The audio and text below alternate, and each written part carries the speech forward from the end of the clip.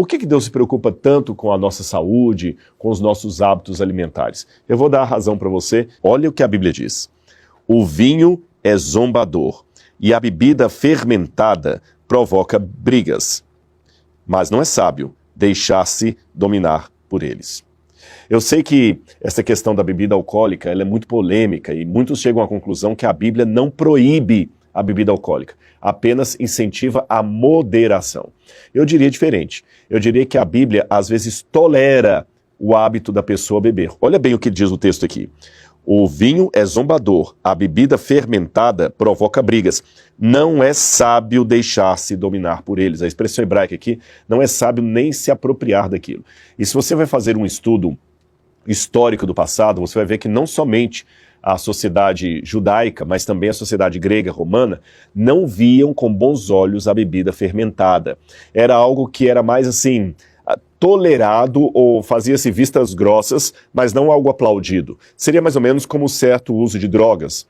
Nós sabemos, não vamos agora enganar ninguém, que há muitos cantores, atores, de longa data nós sabemos que grandes pessoas famosas usam drogas, tóxicos, antes de apresentar um show. Quantos cantores de rock iam apresentar o seu show usando antes a cocaína, a heroína, a maconha, outros tipos aí de entorpecentes. E, infelizmente, alguns até influenciam bastante os jovens, atores, atrizes, cantores, compositores, até desportistas.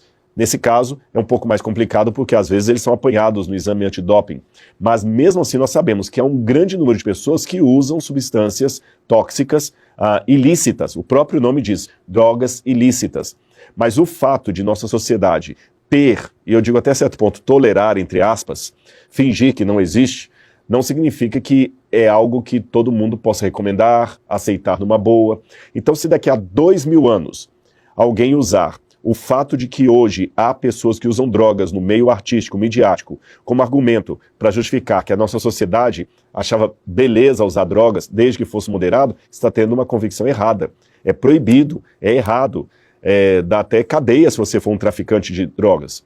O que acontece é que, apesar da proibição, há muitas pessoas que usam. Nos tempos bíblicos, tanto na sociedade judaica quanto fora dela, o que havia, sim, muitas pessoas bebiam, bebida forte, mas não era algo que a Bíblia dizia, beleza, vá lá só com moderação. Pelo contrário, a Bíblia tem muita advertência contrária às bebidas alcoólicas.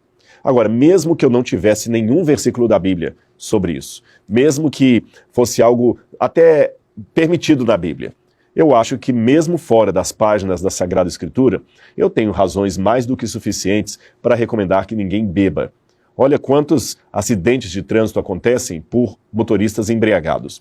Quanta desinteligência doméstica por pessoas que estão embriagadas.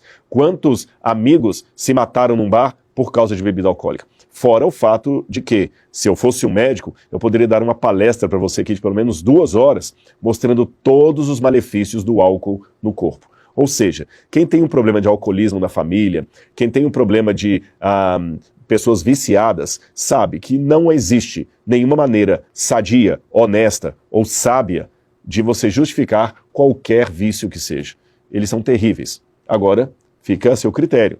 Eu, particularmente, tomei a iniciativa de ser abstêmio, de não beber bebida alcoólica de forma alguma. Mesmo porque, uma vez eu conversei com um médico uma coisa interessante. Ele me disse assim, eu perguntei para ele, é verdade, esse médico era cardiologista, um grande cardiologista, eu perguntei, é verdade que muita gente diz por aí que um pouquinho de vinho todos os dias faz bem ao coração? Ele respondeu para mim, Rodrigo, é verdade sim, mas nunca a sociedade médica vai recomendar isso por uma razão muito simples.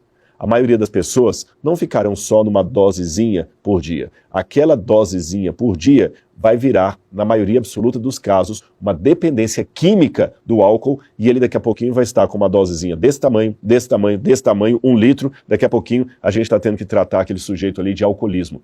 Então, mesmo que realmente um pouquinho de vinho faça bem ao coração, você não vai encontrar nenhum médico responsável que recomende isso aos seus pacientes. Eu acho que já resolveu o problema aí, né? Alguém pode falar, mas Jesus transformou a água em vinho no casamento. Se aquele vinho que Jesus transformou no casamento fosse o vinho alcoolizado, eu teria um problema aqui. Sabe qual? Porque diz a história ali no livro de João que as pessoas já haviam bebido o primeiro vinho. Elas já haviam tomado o vinho. Se Jesus multiplica mais vinho, se Jesus transforma a água em vinho, multiplicando a quantidade de vinhos, Jesus estaria incentivando a bebedeira, porque eles já teriam bebido e Jesus ainda ia dar mais vinho para quem já estava cheio de vinho. Ora, raciocine comigo. Mesmo que você queira defender que Jesus transformou a água em vinho alcoólico mesmo, você tem um problema aqui, porque as pessoas já tinham tomado vinho no início da festa. Jesus ia dar mais bebida alcoólica para quem já tinha tomado bebida alcoólica? Fica sem sentido isso. Lembre-se que a palavra vinho na Bíblia pode aludir tanto ao vinho fermentado quanto ao vinho não fermentado. Depende do contexto, é claro, tá bom? Eu poderia falar mais sobre isso, mas só para dar uma ideia do que nós queremos dizer. E, além disso, vamos na Bíblia. Por que Deus se preocupa tanto com a nossa saúde, com os nossos hábitos alimentares? Eu vou dar a razão para você de acordo com o apóstolo Paulo. Primeira carta de Paulo aos Coríntios, capítulo 6, versículos 19 e 20. Poucos cristãos prestam atenção na seriedade desse conselho aqui. Olha o que diz Paulo. E dentro do contexto aqui ele fala para fugir da imoralidade sexual, da perversão, do pecado contra o próprio corpo. Aí no verso 19 ele diz: acaso não sabem que o corpo de vocês é santuário do Espírito Santo que habita em vocês e que lhes foi dado por Deus e que vocês não são de si mesmos? Vocês foram comprados por alto preço. Portanto, glorifiquem a Deus com seu próprio corpo.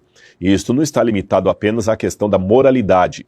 Está também relacionado àquilo que eu coloco dentro desse corpo. Você conhece o provérbio: mente sã, corpo são, mens sana, corpore sano. Isso vale também para a Bíblia Sagrada, tá certo? Agora, por fim, já que eu estou lendo Coríntios, eu quero ler mais uma passagem aqui de Paulo, que também fala muito em relação a isso do meu corpo como sendo o templo do Espírito Santo, honrar a Deus através do meu corpo. 1 Coríntios, capítulo 10, versículo 31, diz assim: quer vocês comam, bebam ou façam qualquer outra coisa, façam tudo para a glória de Deus. Percebeu? Quer você beba, coma ou faça qualquer coisa, tem que ser para a glória de Deus. Agora vamos imaginar uma situação aqui. Você sacrificou muito durante a sua vida, juntou dinheiro, evitou férias, não comprou roupa nova, não saiu com a sua namorada, porque você queria adquirir aquele carro, o carro dos seus sonhos. E você conseguiu finalmente comprar esse carro, o carro tão sonhado. Você está com ele agora na garagem, feliz que foi uma realização. Você lustra o carro, toma cuidado para não deixá-lo estacionado em qualquer lugar, porque aquele carro custou caro e foi fruto de um grande sacrifício. E você sabe que aquele carro é flex, ele funciona tanto com gasolina quanto álcool. Mas você tem uma informação de que os 2 postos de gasolina mais próximos de sua casa vendem combustível adulterado. Você teria coragem de abastecer o seu carro nesses postos? A resposta óbvia, não. E eu insistiria na pergunta, mas por que não? É gasolina. Não, Rodrigo, eu não ia fazer isso. É gasolina adulterada. Pode trazer uma série de problemas para o motor. Esse carro aqui foi fruto de um grande sacrifício. Eu não vou abastecê-lo com combustível adulterado. Se eu sei que está adulterado, seria falta de inteligência colocar esse tipo de combustível no meu carro. Este é o ponto. O outro carro que você possui, o seu corpo, foi comprado com grande sacrifício. Custou o sangue de Cristo na cruz do Calvário. E ele é o templo do Espírito Santo, infinitamente superior a qualquer automóvel fabricado em série aqui nesse mundo. Ora, se com o carro você toma esse cuidado de não colocar gasolina adulterada nele, por que com esse outro automóvel, o seu corpo, você coloca qualquer tipo de combustível como se Deus não estivesse nem aí para o que você faz com o seu corpo?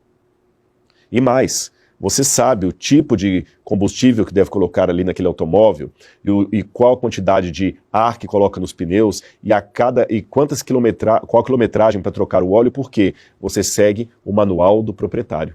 Exatamente. Nós também temos aqui o manual do proprietário, que o fabricante, no caso Deus, mandou escrever para que soubéssemos como lidar com essa máquina tão perfeita, tão maravilhosa, que é o nosso corpo, a habitação do Espírito Santo. Percebeu? A nossa aula de hoje vai ficando por aqui, mas eu termino desejando que você tenha muita saúde, que o seu corpo possa ser realmente um lugar adequado para a habitação do Espírito Santo e que você possa glorificar a Deus, não apenas cantando, orando e lendo a Bíblia, mas também com o que você come, com o que você bebe, com o estilo de vida que você possui. saúde para você. Um grande abraço e até o nosso próximo encontro.